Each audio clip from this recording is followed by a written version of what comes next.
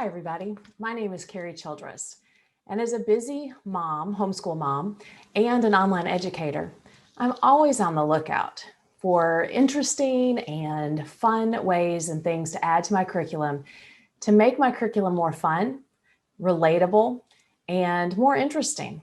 So this discussion and this video came about because one day when my family and I were walking downtown in Greenville, South Carolina, where we live, we came across a statue of Dr. Charles Towns, and inscribed behind him told me just a little bit about him. He is a physicist, and as a science teacher, that fascinated me. And also I wanted to find out more about him. So I entitled this video, Famous People Everywhere, and decided to ask the question, is there someone famous from your area? And I'm guessing that there is.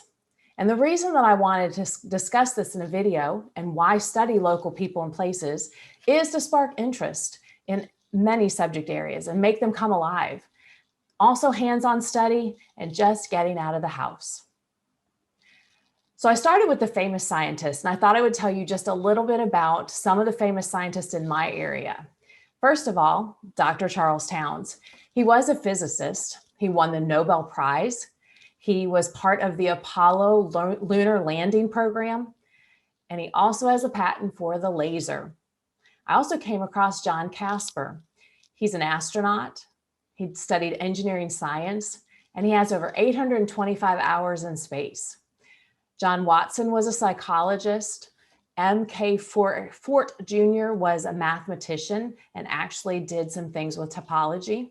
And then Thomas Goldsmith, he was the co-inventor of the first arcade game that used a cathode ray tube. Then I went on to look at some famous entertainers. And although I may not watch what they made or listen to their music, I thought it was interesting, the different people that are from my town. So Peebo Bryson was actually part of the Beauty and the Beast song that was made famous. Joanne Woodward, you may know from old films. Aaron Tippin was a country star, and he actually was born in a small little town where I lived for a little while, just outside of Greenville. And then Chadwick Boseman, you may know as Black Panther. Then there's the politicians and the military personnel. Jesse Jackson is from my community.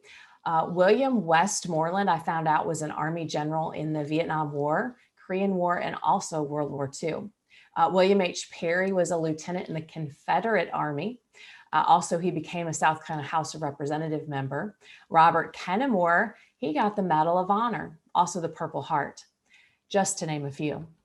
There's some famous athletes from my town. You may know Kevin Garnett from the NBA, or maybe George Hincapie, who is a famous cyclist. He actually did the Tour de France many years ago. Shoeless Joe Jackson, he's a little bit of a controversial person in our area. We hope that someday he'll get to the Hall of Fame and his name will be cleared from what people accuse him of, which is gambling and cheating.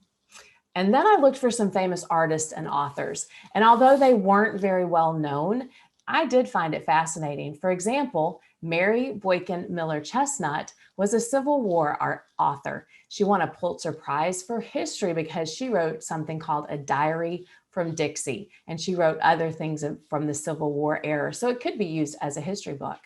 Sherrod Santos was a poet. Emmett Williams is an artist and poet.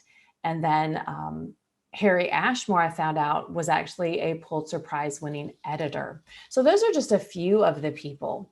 And then we actually within close driving distance, I have two small museums. Now, the History Museum of Travelers Rest is very small because it's a very small community, but it's very interesting because Travelers Rest was actually named because settlers who were coming down the mountains would rest in our area.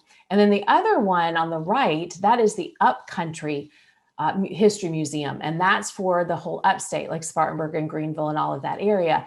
Very fascinating of our area, showing the history and the rich culture. And most museums that you can go to are not expensive and you can find them very easily.